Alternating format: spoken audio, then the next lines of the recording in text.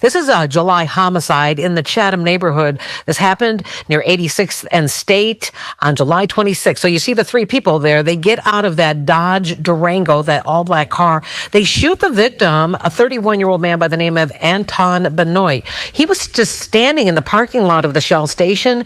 And then after they shot him, they ran over him with the car. Do these guys not have eyes? Like all day on the internet is like mass shootings in the middle of the street.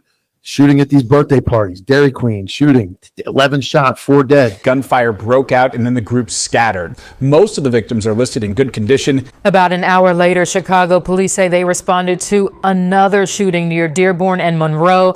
Officers say 2 people were shot. One of them was taken to Northwestern Hospital and later died. It's gone past blaming law enforcement for not taking action and blaming. Now you have to start blaming the people doing it. And if you don't want to blame the people because it's all they know, then that's fine. Then you got to start blaming the culture. And if you don't want to blame the culture because it's all the culture knows, then you got to start looking at generations of democratic oppression on these cities. That's all the government wants. I'm a believer. If a kid's 14 years old and doesn't know how to shower and wipe his ass, and he acts like a fucking savage animal and is shooting people at 14 years old, he's probably not going to get it, right? But then you got his dad.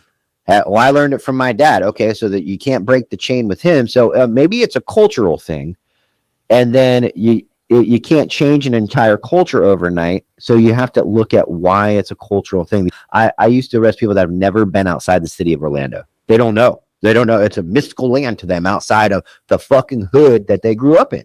It's insane. If it was a race thing, everybody standing together, every conservative black politician is immediately considered an Uncle Tom or a sellout when he gets on TV and says, hey, we should probably try doing this a different way. He's gone. We're not sticking with our race on that guy, like Candace Owens or any of these other guys that are black, that are in have conservative views. They're immediately outcasts by their own people. But the problem is that the black people we're talking about, we have to be very clear in what we're talking about. We're talking about black conservatives that want to make change. I'll even go say black football players that go back into their original hood and try to make change. That's great. So you have them. And then between them and the actual people that need the change, there's the gatekeepers. They're probably black people, probably middle class, probably some white Karens in there. They're stopping the conservative idea of change in these communities before we can even get to the people that need to change. You know, I had a lot of coffee this morning. I can tell. Man. Like, you're. Am I making sense? No, you're making sense.